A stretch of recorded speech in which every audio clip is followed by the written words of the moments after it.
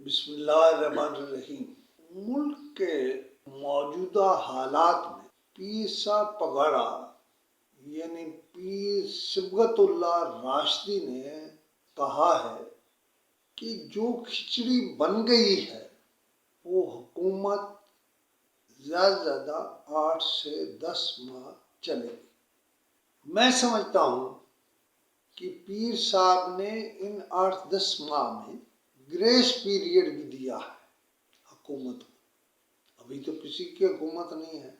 پیر صاحب کے بارے میں ایک بات سمجھ لیں، پیر صاحب سید مردان علی شاہ ہوں یا صبغت اللہ راشدی، غر فوج کا حصہ ہیں، باقاعدہ حصہ ہیں، اور پیر صاحب پگاڑا ان کے جرنیل ہیں۔ لہٰذا جرنیلوں میں سے ایک جرنیل بولا ہے، اور مجھے معلوم ہے وہ پیر صاحب پگاڑا کے مردان علی شاہ کے صاحبزادے ہیں، جانشین ہیں، وہ ہمیشہ گریس پیریڈ رکھ کر بولتے ہیں۔ وہ کہہ سکتے تھے 4 ماہ۔ ان کا یہ کہنا کہ اگر یہ حکومت بنے گی تو 8 سے 10 ماہ اس کے ہیں، انہوں نے اس کے ساتھ اور بات بھی کہہ دی ہے۔ وہ بات کہہ دی ہے جو الیکشن سے پہلے کہی جا رہی تھی کہ الیکشن نہیں ہوں گے اور کچھ اور ہو جائے گا۔ وہ اور کیا ہے؟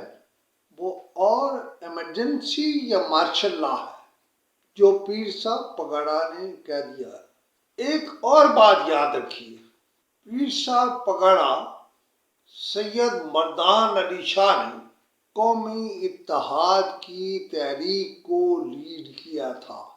اس کا مطلب یہ ہے کہ اب وہ مقام آ گیا ہے جہاں پیر صبغت اللہ راشدی نے نہ صرف یہ کہہ دیا ہے کہ 8 یا 10 ماہ لگ سکتے ہیں، ہو سکتے ہیں، وہ یہ بھی کہہ رہے ہیں کہ ایمرجنسی یا مارشل لا بھی لگ سکتا ہے۔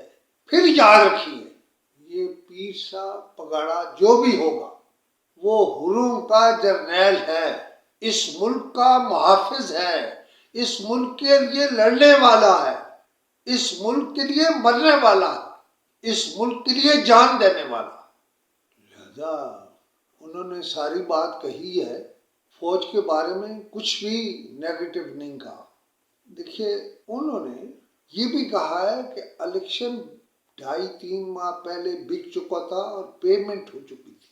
پیر صاحب کا یہ بیان آپ جتنی دفعہ پڑھیں گے نا، اس میں سے ایک نیا پہلو نکلے گا، نیا نتیجہ نکلے گا۔ بہرحال میں اس چکر میں نہیں ہوں۔ انہوں نے یہ بھی واضح کر دیا ہے کہ فوج ہے جس نے فیڈریشن کو سنبھال رکھتا ہے، اور یہ بھی واضح کر دیا ہے کہ ہم فوج سے دور ہونے کا سوچ بھی نہیں سکتے۔ اب پیر صاحب پگاڑا GDA کے لیڈر ہیں، اور انہوں نے ایک ایسے فقید المثال اجتماع سے خطاب کیا ہے جس کا انتخابات کے فوری بعد تصور بھی نہیں کیا جا سکتا۔ یہ بھی تصور نہیں تھا کہ پیر صاحب پگاڑا باہر نکل آئیں گے اور وہ قوم سے خطاب کریں گے۔ میرا یہ پروگرام اس سلسلے کا پہلا پروگرام ہے۔ میری نظر میں باریک کام شروع ہو گیا ہے۔ فوج کو میں مشورہ دینے والا کون ہوتا ہوں، لیکن میرا ایک مشورہ ہے کہ پیر صاحب پگاڑا سندھ تک محدود نہ کیجیے۔ پیر صاحب پگاڑا آپ کے کام آ سکتے ہیں بلوچستان میں بھی، پیر صاحب آپ کے کام آ سکتے ہیں اسلام آباد میں بھی، پیر صاحب آپ کے لیے کارگر ہیں صوبہ پختونخوا میں۔ ذرا اندازہ کریں باقی تو جو ہو رہا ہے، اگر کبھی پیر صاحب پگاڑا اور مولانا فضل الرحمان مل جائیں تو ایک نیا سیاسی نقشہ ابھر آئے گا۔ آج کی بات یہاں ختم کرتا ہوں۔ انشاءاللہ اس حوالے سے جب دوبارہ بولوں گا تو آپ کو کچھ نئی معلومات دے رہا ہوں گا۔ خدا حافظ۔